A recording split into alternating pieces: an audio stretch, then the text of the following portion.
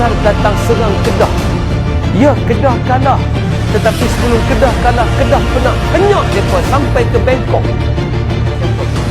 Kita sangat berhemah berlemah lembut. Tapi jangan lupa, kita juga adalah bangsa perang. Jangan lupa yang tu. Cantik kedudukan tu. Kita boleh bertoleransi dengan sebaik-baiknya, tetapi kita juga tidak pernah takut untuk berperang. Tetapi memulakan peperangan bukan kita. Sebab tu kena ingat yang tu. Kalau siapa belajar silat, tuan-tuan pernah belajar silat dulu? Tak pernah? Kan belajar taekwondo. Orang yang belajar silat akan tahu silat Melayu ni adalah silat yang lebih konsepnya menunggu pukulan daripada memukul orang. Dia jarang pergi-pergi henyak orang dah. Dia bukan macam kuntau. Dia bukan macam apa nama di Thailand apa? Tomoy. Bukan bibi nak hambah-hambah pakai siku dah. Dia kira tunggu. Dia buka buah. Buah itu nak menunjukkan dia get ready. Kalau orang tak serang, kita berdamai. Kalau orang serang, aku lawan. Itu pun orang tak hilang falsafah. Menyebabkan bila tak ada sejarah ni, tak tahu kita siapa, akhir sekali orang kata kita memang suka menyerah kalah, kita memang bangsa lemah. Tak, orang tak faham kedudukan kita di antara diplomasi dan bangsa perang.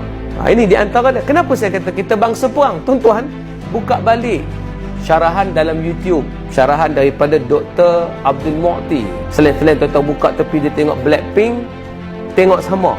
Cerita dibuat oleh Dr. Abdul Mu'ti. Cerita pasal dua kuasa besar datang serang Kedah. Ya, Kedah kalah. Tetapi sebelum Kedah kalah, Kedah pernah henyak mereka sampai ke Bangkok. Di Bangkok tak boleh pegang kerana hujan kuat menyebabkan tentera patah balik.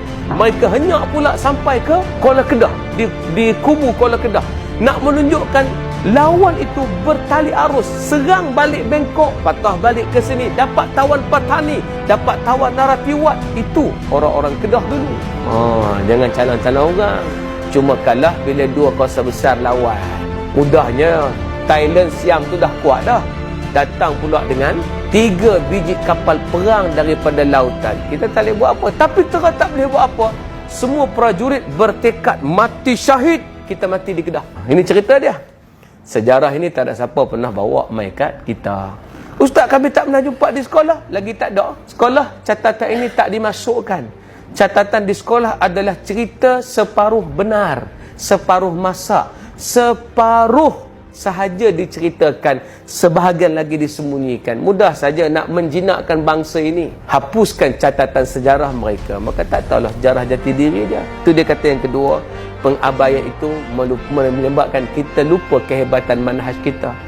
Lepas tu tengok, sampai hari ni kita tak mengamuk, betul tak? Ni duk jadi sampai sekarang ni. Orang hina tulisan Jawi, orang hina Zakir Naik. Kita tak mengamuk.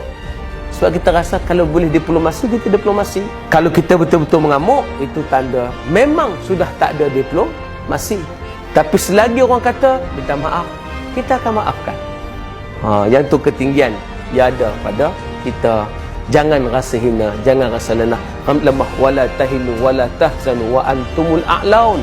Kalau Allah sebut, jangan kamu rasa hina, jangan kamu rasa lemah.